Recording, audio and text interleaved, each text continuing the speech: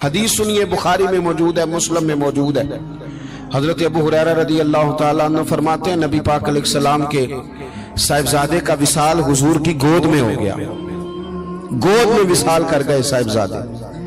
حضور کو بڑی تکلیف ہوئی، آنکھوں سے آنسو آئے، سرکار روئے۔ صحابہ نے عرض کی حضور آپ بھی آنسو بہاتے ہیں؟ فرماتے ہیں میرا بیٹا گیا ہے، یہ آنسو محبت کی علامت ہیں، ورنہ میرے دل اور زبان پہ وہی ہے جس سے میرا رب راضی ہوتا ہے۔ اتفاق کی بات دیکھیے، اتفاق کی کہ اسی دن جس دن سرکار کے صاحبزادے کا وصال ہوا اسی دن سورج کو گرہن بھی ہو گیا۔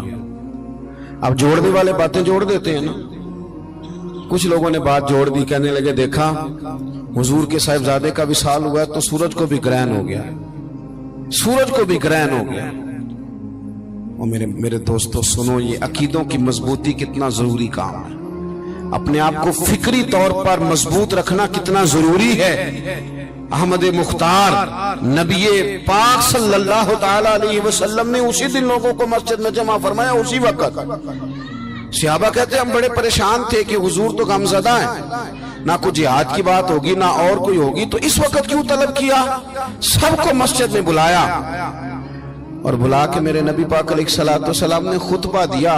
اللہ کرے آپ کو سمجھ آئے، یعنی اس دن جس دن صاحبزادے کا وصال ہوا، غم کی گھڑیاں ہیں، حضور نے سب کو مسجد میں بلا کے، میں بخاری مسلم پڑھ رہا ہوں، حضور نے فرمایا لوگو سورج اور گرہن کا لگنا اللہ کی نشانیوں میں سے نشانی ہے، سورج چاند کو گرہن لگنا اللہ کی نشانیوں میں سے نشانی ہے۔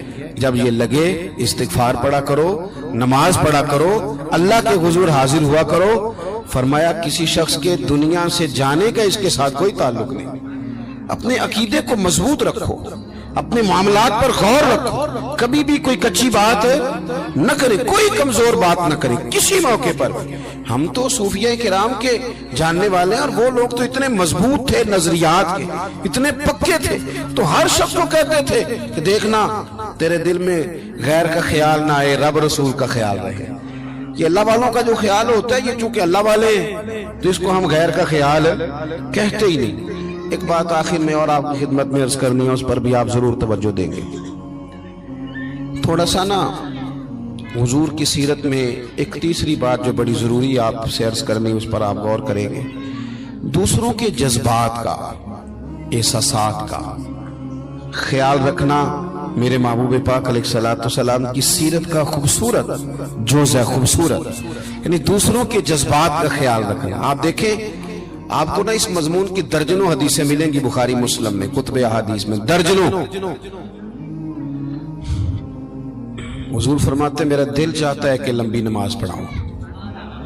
نماز کس کی؟ اللہ کی۔ دل چاہتا ہے کہ نماز لمبی پڑھاؤں، لیکن حضور فرماتے ہیں پھر مجھے پیچھے بچوں کا خیال آتا ہے، بیماروں کا خیال آتا ہے۔ حضور نماز رب کی، خیال بندوں کا۔ نماز میں حضور فرماتے ہیں کہ میں نہ اس لیے لمبی نہیں کرتا کہ لوگوں کو تکلیف نہ ہو، حضور فرماتے ہیں میرا دل چاہتا تھا کہ تہجد کی نماز تم پر ضروری قرار دے دوں، پر تمہیں تکلیف ہوگی، لہٰذا میں یہ کام نہیں کرتا، میں اپنی چاہت نہیں دیکھ رہا، تمہاری نیند دیکھ رہا ہوں۔ حضور فرماتے ہیں دل کرتا تھا مسواک کو وضو کے ساتھ ضروری قرار دے دوں، پر تمہیں تکلیف ہوگی، لہٰذا میں یہ کام۔ آپ میری بات سمجھ رہے ہیں بھائی؟ اتنا احساس۔ مسلم شریف میں حدیث ہے، سرور کائنات صلی اللہ تعالی علیہ وسلم کی خدمت میں عرض کیا گیا حضور یہ امام ہے، یہ